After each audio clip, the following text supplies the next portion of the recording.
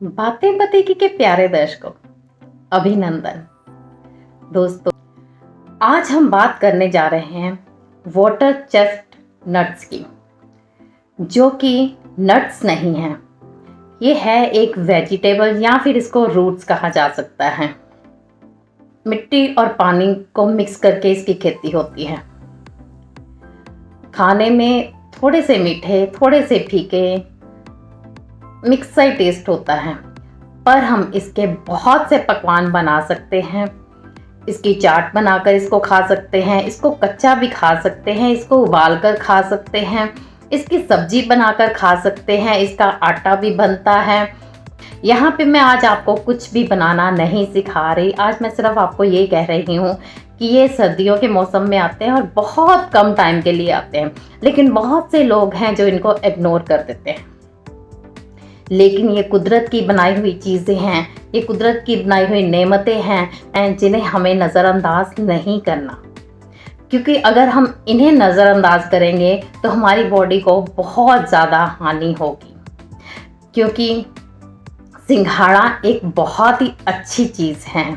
ये हमारे शरीर की पानी की मात्रा को कभी कम नहीं होने देगा।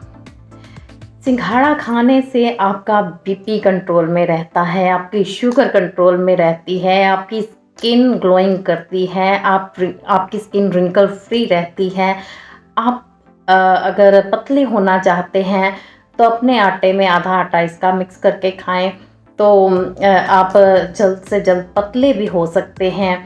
आपका डाइजेशन सिस्टम ठीक हो सकता है। कहने का तात्पर्य यही है कि आपके शरीर की बहुत सारी ऐसी प्रॉब्लम्स हैं जिनका सल्यूशन सिंघाड़ा है, लेकिन शर्त यही है कि आपको 3-4 महीने इसका सेवन करना है। ये नहीं कि एक बार खा लिया चलो जी बात ख़त्म हो गई, हमें तो कोई फ़र्क ही नहीं पड़ा। नहीं, जो चीज़ें आपको रोज़ 100-150 ग्राम खानी है वो रोज़ खानी पड़ेंगी, तभी आपको फ़र्क पड़ेगा, तभी आपको एहसास होगा कि हाँ, हमारी शरीर निरोग होता जा रहा है। यार मेरे को पहले सर दर्द होती थी, आजकल तो बड़ी देर होगी मेरे को सर दर्द ही नहीं हुई। होता है ना कभी कभी ऐसे। इसमें विटामिन B6 होता है जो हमारी इम्यूनिटी को स्ट्रॉन्ग बनाता है। हमारी इम्यूनिटी स्ट्रॉन्ग होगी तो हम छोटी मोटी बीमारियों से लड़ सकेंगे। जैसे कभी हमारा सर दर्द नहीं होगा, कभी पेट दर्द नहीं होगा, कभी बॉडी एक नहीं होगी, और ये हमारे सेल्स को भी रिवाइव करता है। अगर हमें इसे स्टोर करना है तो वो पाउडर फॉर्म में ही स्टोर कर सकते हैं। स्टोर करने पर आपकी अगर बच्चे की हाइट नहीं बढ़ रही तो आप उसको 1 चम्मच सुबह 1 चम्मच शाम खिलाएं।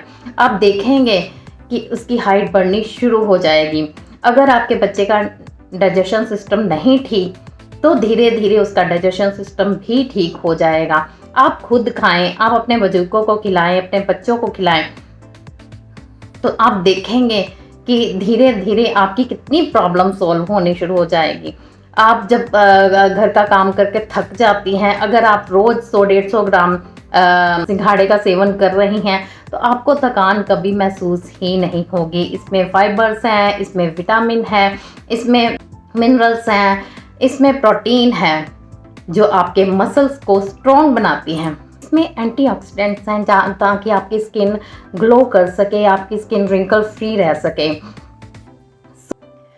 अगर आपकी बॉडी का डाइजेशन सिस्टम ठीक है तो भी आपको कोई बीमारी नहीं लग सकती। तो आपको स्वस्थ दिखना है, सुंदर दिखना है, स्किन ग्लो करनी चाहिए, बाल काले होने चाहिए, आप बूढ़े होने के बावजूद भी जवान दिखने चाहिए, तो आपको इन चीज़ों का सेवन करना ही है। क्योंकि भगवान ने हर समय पर आपको अच्छी अच्छी नेमत दी है, लेकिन फ़ायदा तो तब है ना कि जब आप उसको एक्सेप्ट करो, आप उसका सेवन करो, आप उसको जानो कि ये हमारे शरीर के लिए कितनी ज़रूरी है। तो आपको कोई कभी चाट बनाकर, कभी किसी तरह से भी अपने बच्चों को ये खिलानी है। इससे क्या होगा? इससे आपके बच्चे की अगर हाइट नहीं बढ़ रही तो उसकी हाइट बढ़नी शुरू हो जाएगी। हाँ, इसको हम स्टोर नहीं कर सकते। अगर इसको स्टोर करना है तो वो पाउडर फॉर्म में ही हम स्टोर कर सकते हैं, तो वो भी आप रेफ्रिजरेटर में ही स्टोर करें।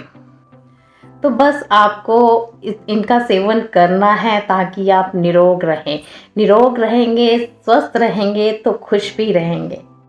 लोगों को पतले होने की, लंबे होने की बहुत होड़ लगी रहती है और ये ऐसी चीज़ है जो करेगा आपका कद भी लंबा हो जाएगा और आप पतले भी हो जाएंगे। शर्त यही है कि आपको 100-150 ग्राम इसको रोज़ सेवन करना है। अगर बच्चे हैं तो वो 100 ग्राम सेवन करें, अगर अडल्ट्स हैं तो वो 150 से 200 ग्राम भी सेवन कर सकते हैं, लेकिन 3-4 महीने रोज़ सेवन करना है, तब आपको ये सारे फ़र्क नज़र आएंगे।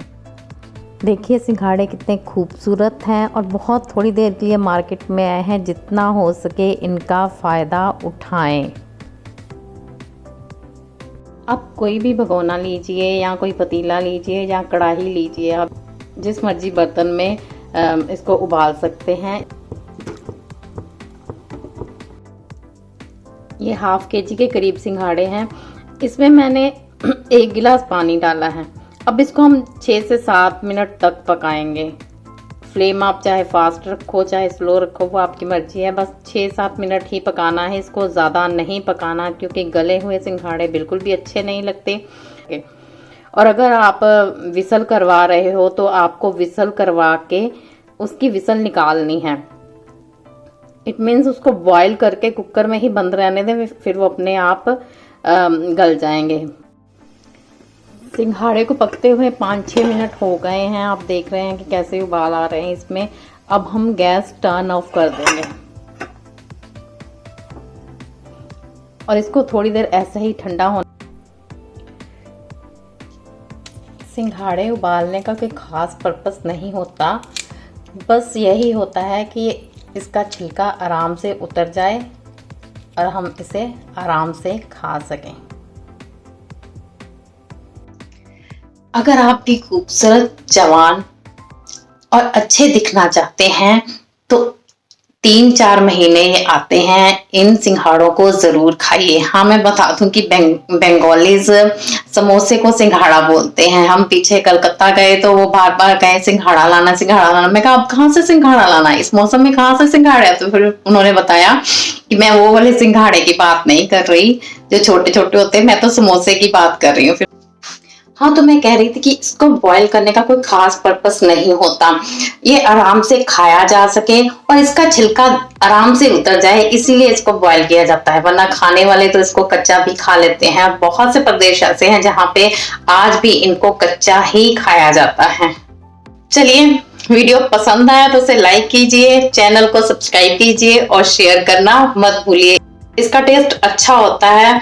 सो किसी तरह भी, जैसे भी मैंने आपको बहुत सारी ऑप्शंस दी हैं, किसी तरह भी इसको रोज सेवन कीजिए।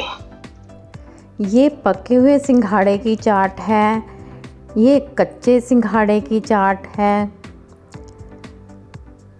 ये सैलड है सिंघाड़े का, ये चाइनीज़ तड़का सिंघाड़ा है और ये सिंघाड़े की सब्जी है।